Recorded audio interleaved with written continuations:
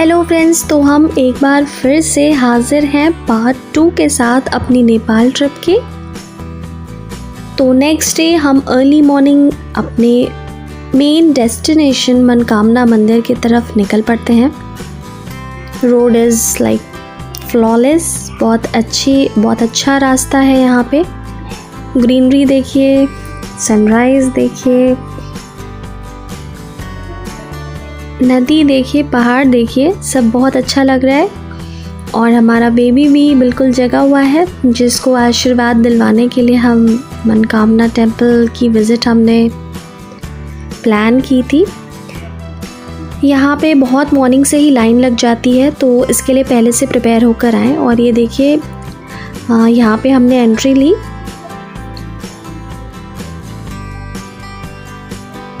यहाँ पे टेंपल में जाने के लिए हम लोगों को सबसे पहले टिकट पहले से ही आपको कराना होता है।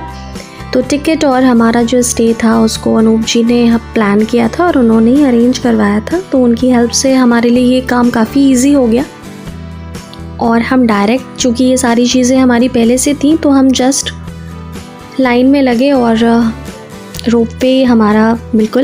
रोपवे का वेट हम कर रहे थे। और जिस रोपवे हमारा इंतज़ार कर रहा था हमें ले जाने के लिए, और हम निकल पड़े। वैसे मैं आपको बता दूं, स्पेशल मेंशन है ये कि इस पूरी ट्रिप में मैंने जो गॉगल्स लगा रखे हैं, तो ये मैंने किसी फैशन के लिए नहीं लगाए हैं। एक्चुअली मुझे इस ट्रिप में पहले से ही आई इन्फेक्शन हो गया था, बट अब हम इस ट्रिप के लिए निकल ही चुके थे, तो फिर अब क्या ही कर सकते थे। तो वो बढ़ता जा रहा था, तो इसलिए मैं अपने गॉगल्स निकाल नहीं सकती थी। अदरवाइज़ मैं टेंपल अगर जाती तो मैं इतना फैशन करके नहीं जाती। तो ये काफ़ी मेरे लिए भी था, बट अब लगा है तो अब क्या कर सकते हैं। But it was okay. बाकी नज़ारा आप देखिए, रोपवे से बहुत अच्छा लग रहा है देखने में। धीरे धीरे हम हाइट पर जाते जा रहे थे और बहुत अच्छा लग रहा था।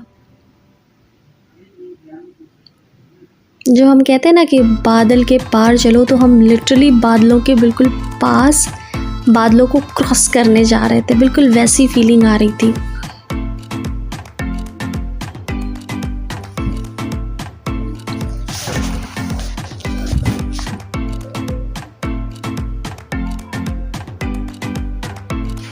बाकी आप लोकेशन देखोगे तो आपको वहाँ पे भी लगेगा कि बिल्कुल आप स्विट्ज़रलैंड पहुँच गए हैं। बहुत अच्छा लग रहा था। रोपवे में हम लोगों को कुछ नेपाली फ्रेंड्स भी मिल गए थे, जो वहाँ के बारे में बता रहे थे कि ये कितना सिद्ध पीठ है, और वो खुद वहाँ पे 3rd या 4th टाइम आ रहे थे। और आप यहाँ जो भी विश करते हैं, आपकी विश ज़रूर पूरी होती है, तो लोग फिर से यहाँ पे आते हैं।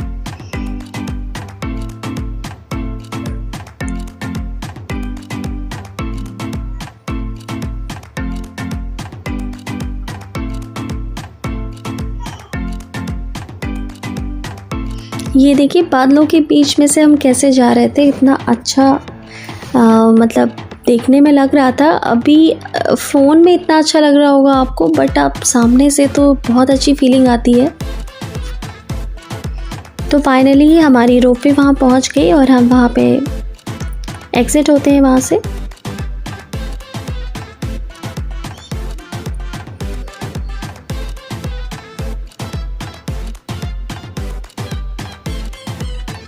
एग्ज़िट होने के बाद टेंपल का रास्ता स्टार्ट हो जाता है, जहाँ पे एज़ यूजुअल बाहर प्रसाद मिलता है।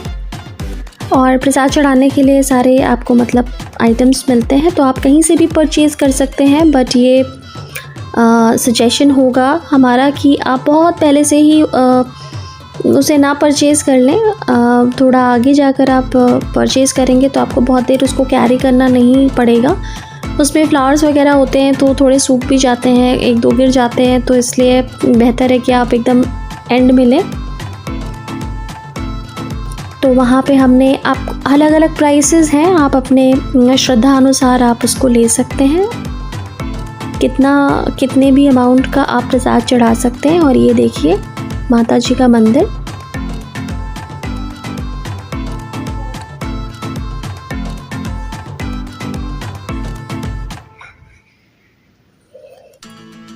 वहाँ जाने के बाद हमको ऐसा पता चला कि कंपैरेटिवली आज बहुत कम भीड़ है, तब आपको इतनी भीड़ दिखाई दे रही है।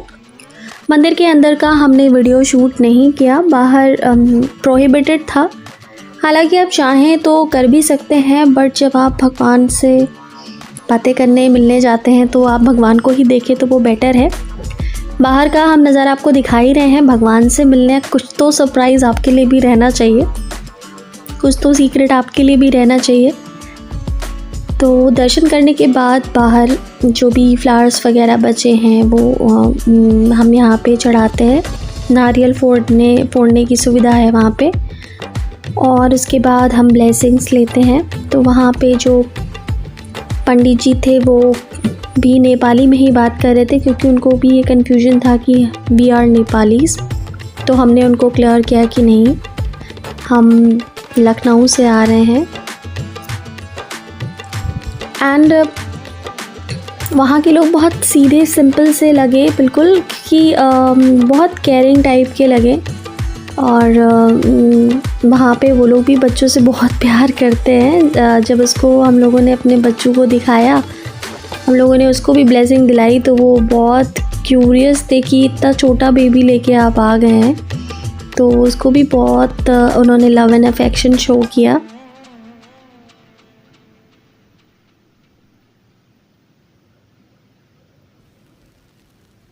उसको गर्मी नहीं लग रही हो धूप में, तो उन्होंने उसकी आईज़ पे ऐसे वाटर लगाया कि उसको ठंडा ठंडा थोड़ा फील हो। तो it was a very nice and kind gesture. And he was giving some kind of instructions कि हमें उसको कैसे अच्छे से कैरी करके लेके जाना है, और बहुत छोटू बेबी है।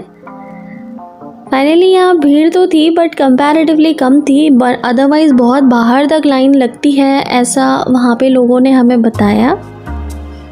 जैसे हम लोगों के यहाँ टेम्पल्स होते हैं वैसा ही टेम्पल है, वैसे ही रिचुअल्स हैं, वैसे ही आप अपना फ्लावर एंड वो सारी चीज़ें आप चढ़ा सकते हैं। दान पत्र में आप पैसे डाल सकते हैं। बाहर बहुत सारे लोग हैं जिनको आप दान दे सकते हैं। तो ये सब चीज़ें वहाँ अवेलेबल है।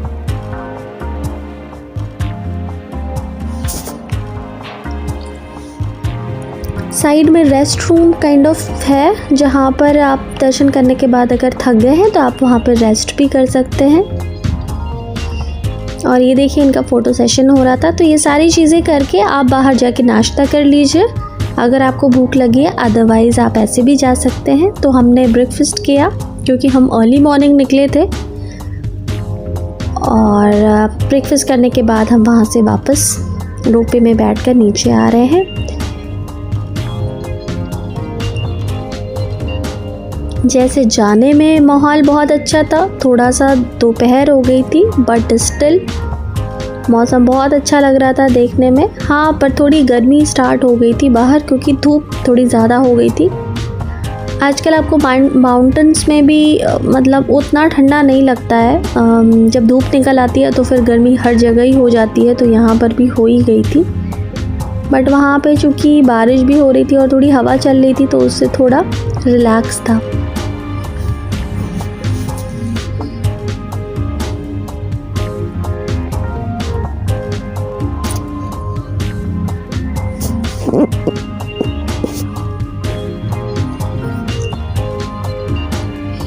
इस मंदिर की यात्रा में एक चीज़ हमने नोट की, हम इस वाले यात्रा में बहुत हमने भागा दौड़ी नहीं की, बहुत हौच पौच नहीं था, बहुत रिलैक्स यात्रा थी।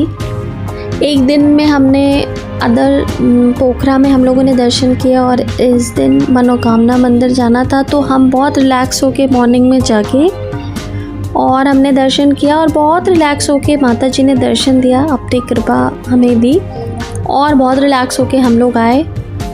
बिल्कुल भी ऐसा नहीं लग रहा था कि बहुत डिले हो गया है या बहुत टाइम लग गया है, ऐसा भी नहीं लग रहा था। बिल्कुल रिलैक्स होके हमने दर्शन करके फिर खा पी के आराम से हम लोग आए, क्योंकि इसके बाद जस्ट हमको वापस निकल जाना था, तो इसलिए हमने अपना रिफ़्रेशमेंट ले लिया था।